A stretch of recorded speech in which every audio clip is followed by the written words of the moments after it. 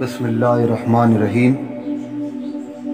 حضرت ابو مالک اشعری رضی اللہ عنہ سے روایت ہے کہ رسول اللہ صلی اللہ علیہ وسلم نے ارشاد فرمایا، لوگوں سنو اور سمجھو اور جان لو کہ اللہ پاک کے کچھ بندے ایسے ہیں جو نہ نبی ہیں اور نہ شہید ہیں۔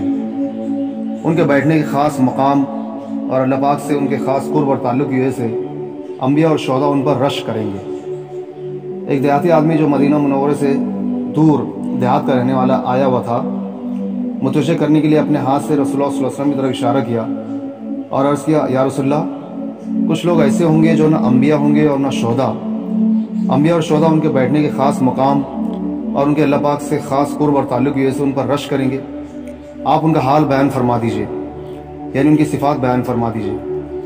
اس دیہاتی کے سوال سے رسول اللہ صلی اللہ علیہ وسلم کے چہرے مبارک پر خوشی کے آثار ظاہر ہوئے۔ رسول اللہ صلی اللہ علیہ وسلم نے ارشاد فرمایا، یہ عام لوگوں میں سے غیر معروف افراد اور مختلف قبیلوں کے لوگ ہوں گے جن میں کوئی قریبی رشتہ داریاں بھی نہیں ہوں گی۔ انہوں نے اللہ پاک کی رضا و خوشنودی کے لیے ایک دوسرے سے خالص و سچی محبت کی ہوگی۔ اللہ پاک قیامت دن ان کے لیے نور کے ممبر رکھیں گے جن پر ان کو بٹھائیں گے، پھر اللہ پاک ان کے چہروں اور کپڑوں کو نور والا بنا دیں گے۔